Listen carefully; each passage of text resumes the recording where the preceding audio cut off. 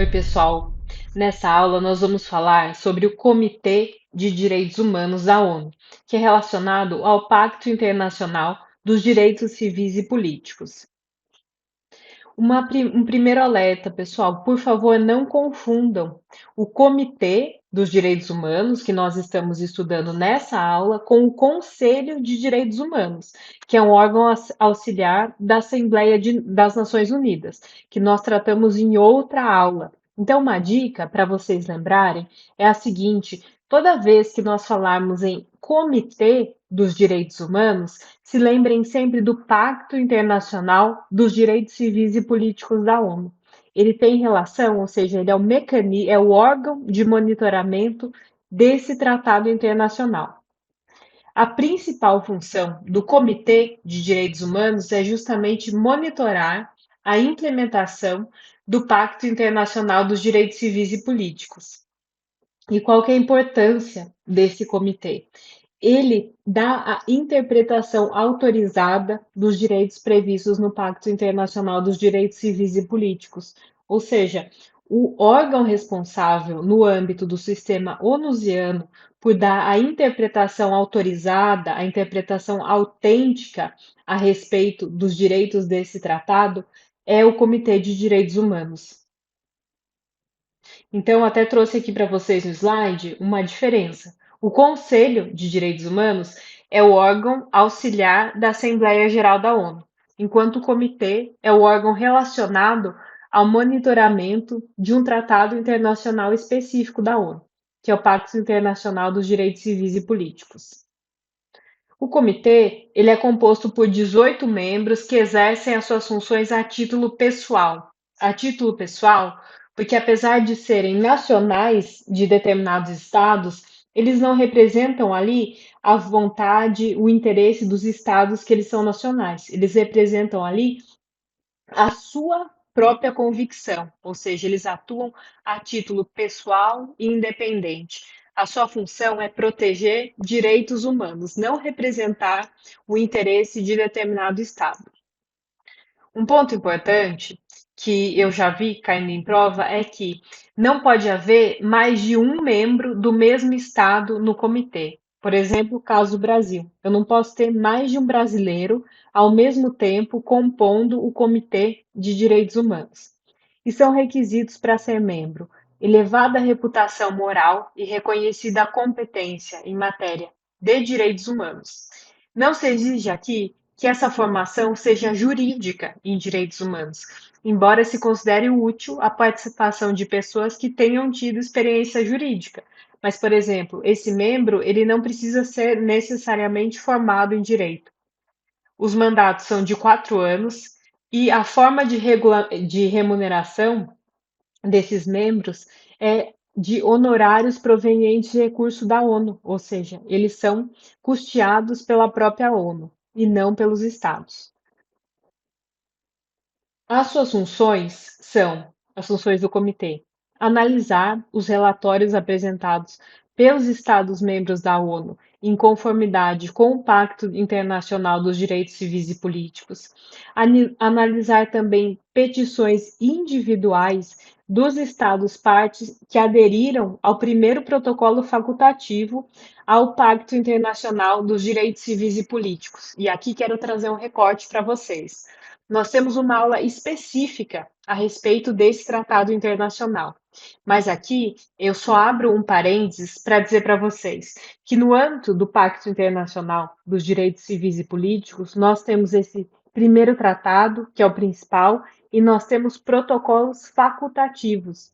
O primeiro protocolo facultativo diz respeito justamente à possibilidade de petições individuais por parte, ou seja, de indivíduos ou grupo de indivíduos relacionado aos Estados-parte. Para que se permita, em relação a determinado Estado, essas petições individuais, não basta que o Estado tenha ratificado o Pacto Internacional dos Direitos Civis e Políticos. É preciso também que esse Estado tenha ratificado o seu protocolo facultativo que permite essas petições individuais. Ou seja, uma vez que o Estado, um desses 116 estados atualmente, ratificou O pacto e também o seu primeiro protocolo é função do Comitê de Direitos Humanos receber e analisar petições individuais relacionadas a esses estados. Também lhe compete os exames dos relatórios periódicos dos Estados-parte. Os Estados-parte devem periodicamente enviar ao Comitê de Direitos Humanos relatório sobre o cumprimento dos direitos e obrigações relacionadas ao Pacto Internacional dos Direitos Civis e Políticos. E também é função do comitê dar a interpretação do tratado por meio de observações gerais. Por isso que nós falamos que o comitê é o órgão que dá a interpretação autêntica ao pacto. Então, como eu mencionei a vocês a respeito do protocolo facultativo, o primeiro protocolo facultativo diz respeito à possibilidade de petições individuais. Também é função do comitê o diálogo construtivo com os estados para o aperfeiçoamento na defesa, proteção e garantia dos direitos humanos. Também compete ao comitê a emissão de observações finais e recomendações, isso é, o comitê pode fazer recomendações aos estados. E aqui, a respeito da base normativa do comitê, ele tem previsão tanto no Pacto Internacional dos Direitos Civis e Políticos, como também no seu primeiro protocolo facultativo, como nós já mencionamos, que diz respeito às petições individuais. Aqui eu trago especificamente para você o artigo 28 e também o artigo 29 do Pacto, que diz respeito tanto ao número de membros, aquilo que nós já falamos, que os membros do comitê atuam de maneira independente. A votação para a eleição dos membros ela é feita em votação secreta. Cada estado pode indicar duas pessoas, ou seja, durante o processo de votação de escolha dos membros do comitê, o Brasil, por exemplo, pode indicar duas pessoas para votação. Lembrando que só pode ter um brasileiro. Isso é, o Estado indica duas pessoas, mas pode ser selecionada no máximo uma pessoa nacional daquele Estado. A mesma pessoa pode ser indicada mais de uma vez. Aqui também, no Comitê dos Direitos Humanos, assim como ocorre no Conselho de Direitos Humanos, se preza por uma distribuição geográfica equitativa. Os mandatos do Conselho são de 4 anos. É possível também a reeleição do mesmo membro. E aqui, quanto aos relatórios enviados pelos Estados-parte no comitê, eu ressalto para vocês o artigo 40, que diz respeito à submissão dos relatórios sobre as medidas adotadas pelos Estados para tornar efetivos os direitos civis e políticos presentes no Pacto.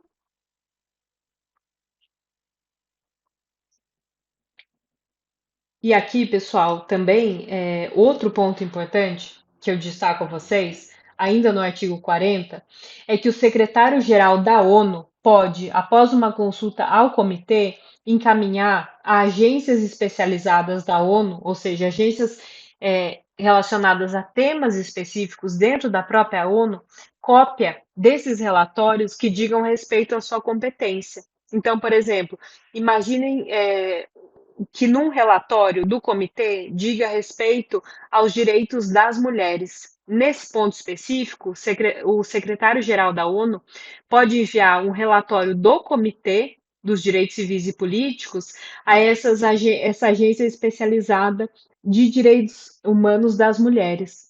Então, aqui eu destaco para vocês porque é um ponto importante. Esses relatórios enviados ao comitê e também emitidos pelo próprio comitê, eles podem ser utilizados por outras agências da ONU. Aqui eu já mencionei um pouco a vocês, mas sobre o primeiro protocolo facultativo ao Pacto Internacional dos Direitos Civis e Políticos, ele permite que os indivíduos submetam petições ao comitê.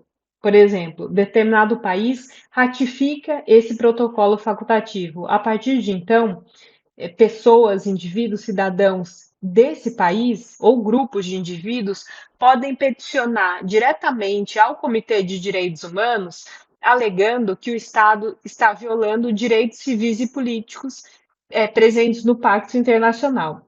Então, esse é um ponto. O protocolo facultativo, além de permitir esse mecanismo, traz os requisitos de admissibilidade, ou seja, condições para que essas petições sejam admitidas e prevê qual que é o procedimento de submissão contraditório por parte do Estado, decisão final.